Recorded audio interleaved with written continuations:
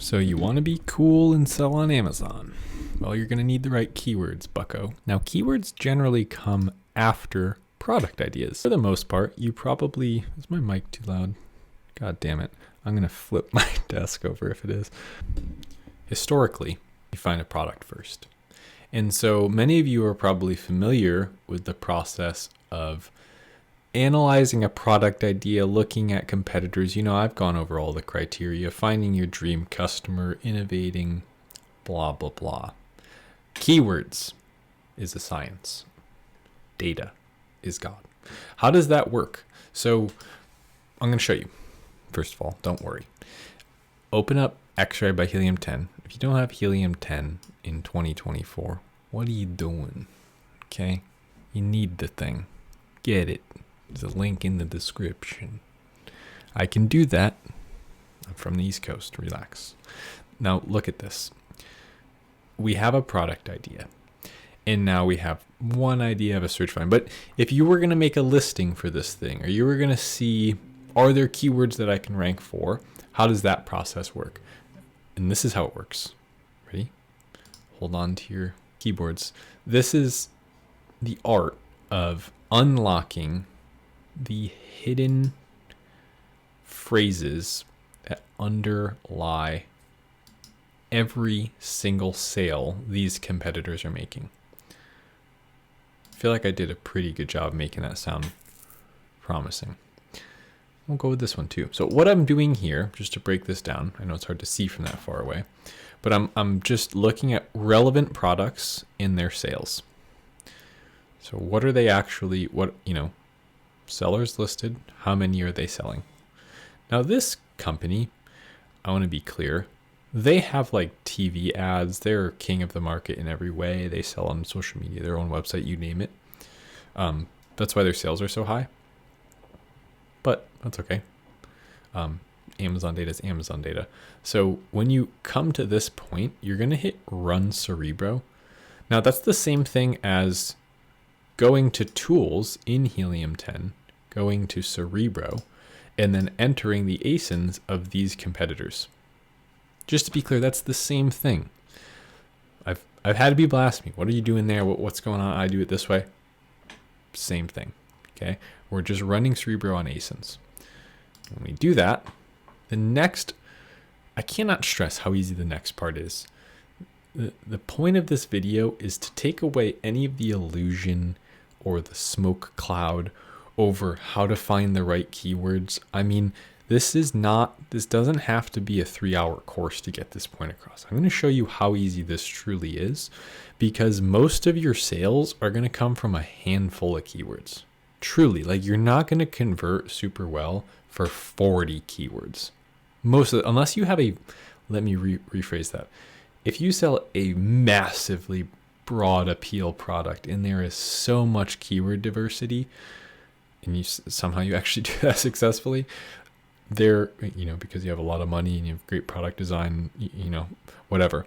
This is for the new guy, okay? New guys and gals out there. This is not for, you know what I mean. Look, there's 10,000 keywords. This is why I can see why people are like losing their minds over this. What am I supposed to do with 10,000 keywords? And this is actually a great example of a market where there's an insane number of misspellings and keyword diversity for that very reason. So how do we make sense of this? Well, it's actually really easy. Show me, there's two, let me zoom in because this is important. There's two filters that we're going to use, and there's only two. Seriously, there's only two. Show me where 3 of the competitors, number of competitors, minimum and maximum, ASINs.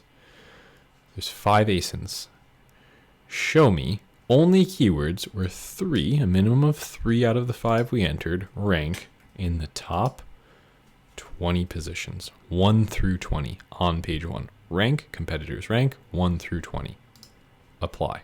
Watch what happens to the list of 10,000. It went down to 147.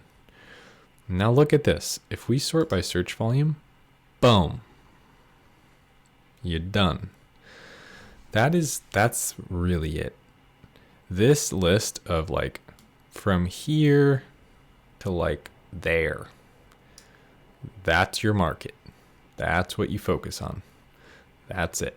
If you really want to go crazy, you can do a couple different lists, make a master list, then do this process. But generally, the highest converting, and you can actually see the trend is true with the click share and conversion share. The highest converting keywords will be at the top of the list if you follow the steps that I just did in this video. That's not all of keyword research, but I just wanted to clarify that that is a big part of what I do when I'm doing keyword research. That's like, I wanted to give you that first because it is so powerful. Hopefully you can see the power in that. Now let's talk a little bit about some of the actual other ways of doing keyword research. Okay, so we started assuming that we have all of these different ASINs and we know this market, we know this very clearly. But there's another tool for keyword research, and that's called Magnet. Now, why would I use Magnet? And what is the difference between a tool like Magnet for keyword research or Cerebro for keyword research? And the nature of keyword research truly is that it almost implies software, right? We have to be able to look behind the scenes. We have to be able to look at the data. That's kind of what keyword research is. So if you're following along with this video or my school of thought, how I run my business, this is the tool that I use. If you're using Jungle Scout, if you're using whatever you've got, Viral Punch or whatever the hell the other one is, it doesn't, maybe carry over directly, but you do you. You know what I'm saying? It's like, now, Helium 10 is the best software.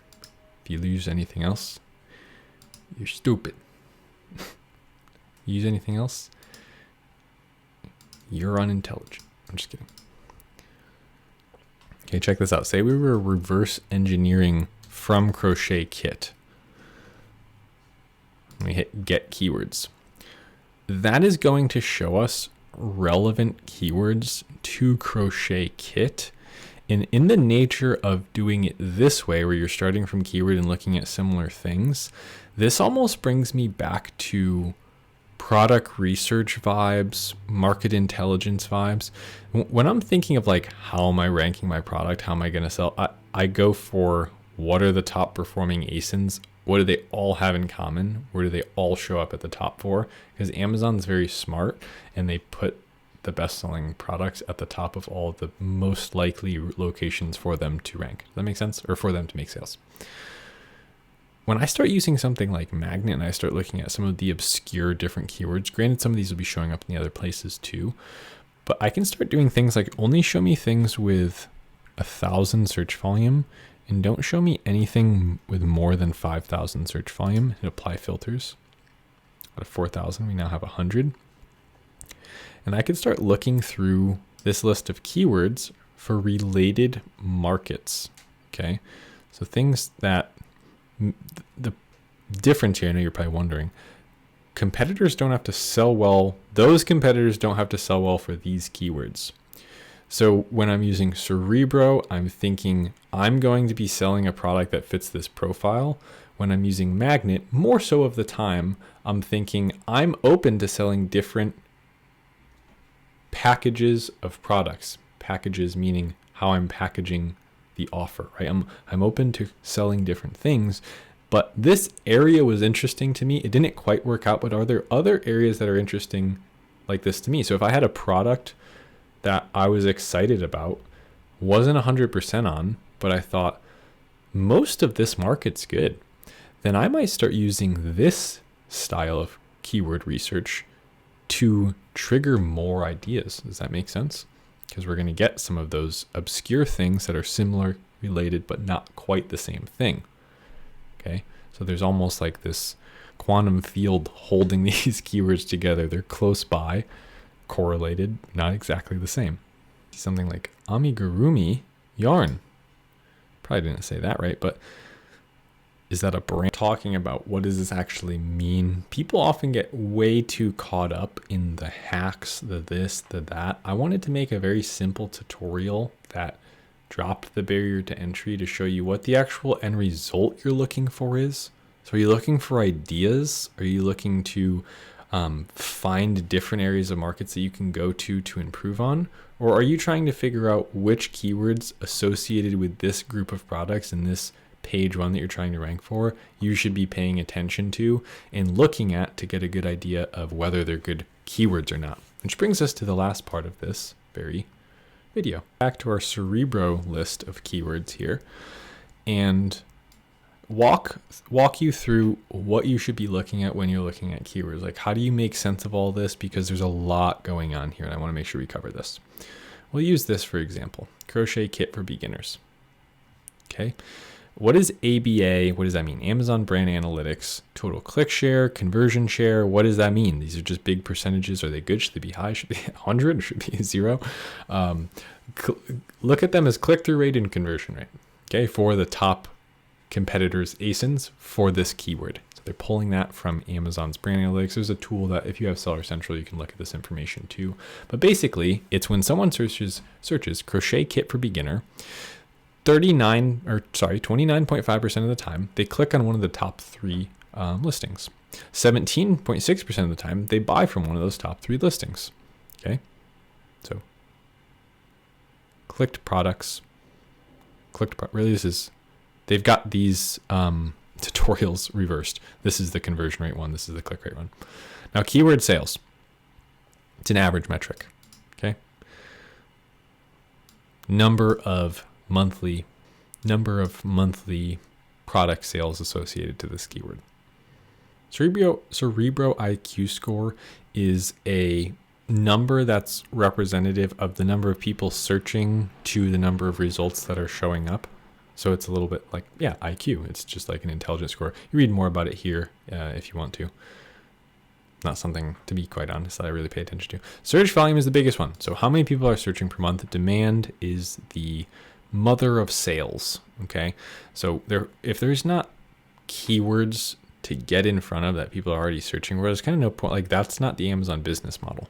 The past 30 days, what's happened to this search volume? Has it gone up or has it gone down? In this case, it's gone down 2%. Suggested PPC bid, super important to pay attention to. Really good metric, only available on the higher priced plan on Helium 10. Number is $5 and the product price is $16. You get your ass out of there.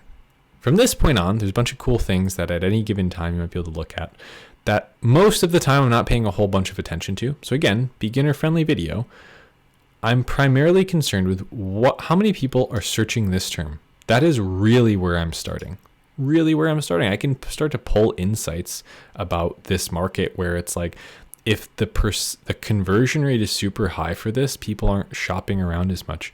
Whereas something like crochet kits, this search term, people are shopping around more often. They're actually clicking on fewer of the top 3 things and converting on fewer of the top 3 things. Converting 3 times less than crochet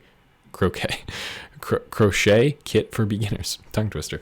But what does that even mean to you? Do you see what I'm saying? How there's this most beginners, it doesn't just focus on, is there demand for this keyword? Which keywords are relevant to the market? Which keywords am I likely to, if I get in front of that customer and put a great offer in front of them, would they be likely to buy it? Yes or no? That is my keyword research video. Thank you so much for being here. Subscribe if you happen to be new, and I'll see you in the next one. Later.